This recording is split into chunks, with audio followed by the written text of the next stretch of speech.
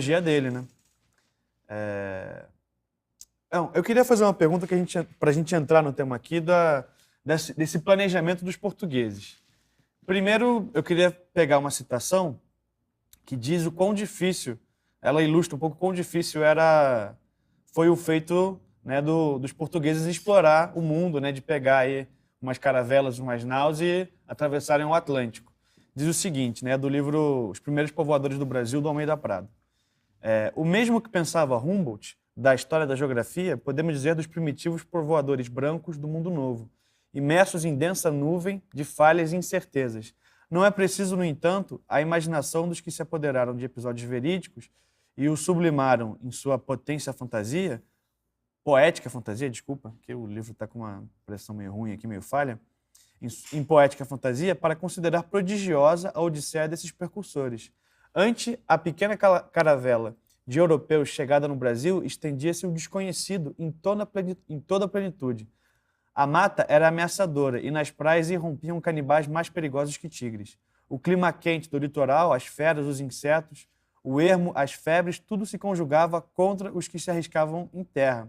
Deveria ter sido terrível a angústia dos dois degregados que Pedro Álvares Cabral deixou em sua nova descoberta, quando no dia 2 de maio de 1500 prosseguiu viagem para a Índia.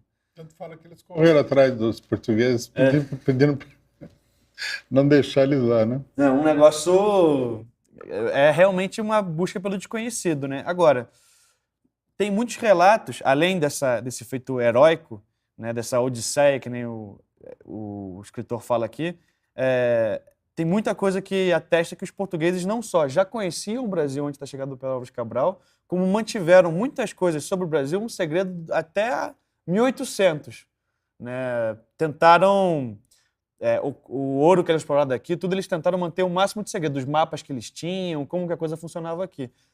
Teve, de fato, todo esse planejamento? Por que manter tudo isso em segredo? Qual que foi a genialidade dos portugueses com o Brasil e a América, o território americano, né, da América do Sul?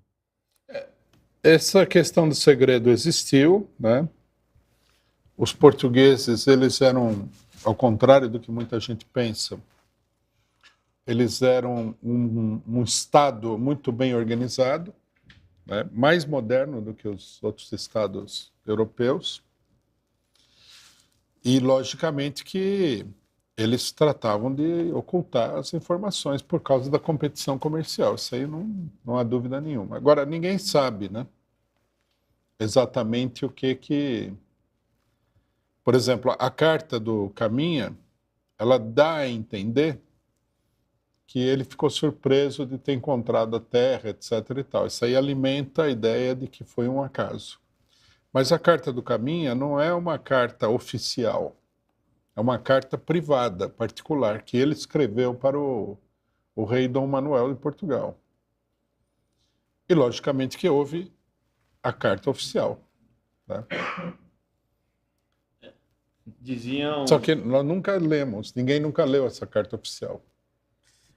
Eu acho que... Eu não sei em que livro foi que eu vi isso, que acharam, séculos depois, né, acho que 1 ou 2 séculos depois, documentos do infante Dom Henrique com mapas que tinham o território do Brasil antes de 1500. Não, eles tinham um conhecimento grande, tanto que você vê que a negociação do Tratado de Tordesilhas foi uma negociação muito precisa, né? Não só reservava para os portugueses, né, o território africano, asiático, como que pegava uma parte do Brasil também. Então, e os portugueses negociaram. Havia a proposta de que o traçado fosse mais para cá, que cairia fora do Brasil. E eles insistiram que fosse mais para lá. Não, com certeza. É muito difícil hoje saber o que aconteceu, mas com certeza eles tinham muita informação. Eles estavam nesse negócio há muito tempo já. Né? Eles tinham contratado aí os melhores navegadores do mundo na época. Você vê que uma das pessoas que entre as pessoas que vêm para o Brasil está o Américo Vespúcio, que era genovês, Genovês? Não sei, italiano. Acho que genovês. navegadores experientes, cartógrafos, né? É possível. Agora, é interessante que você falou da epopeia. É uma epopeia o que os portugueses fizeram, né? Agora tem essa onda aí, que é uma coisa totalmente ridícula, de que tudo é um crime, né?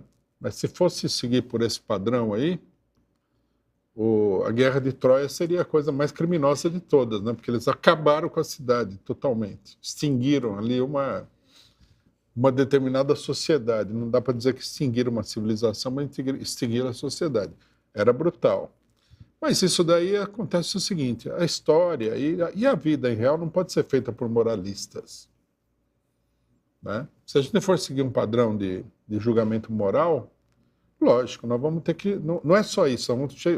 Se a gente levar a coisa às últimas consequências, nós vamos tirar a conclusão de que a humanidade nunca deveria ter aparecido na face da Terra. Mas acontece que a moralidade é uma coisa abstrata, artificial. E também é uma coisa que depende muito do período histórico. A moralidade de uma época, né, o que é moral numa época é imoral em outra. O que é imoral numa época é moral em outra. Então, isso é tudo bobagem.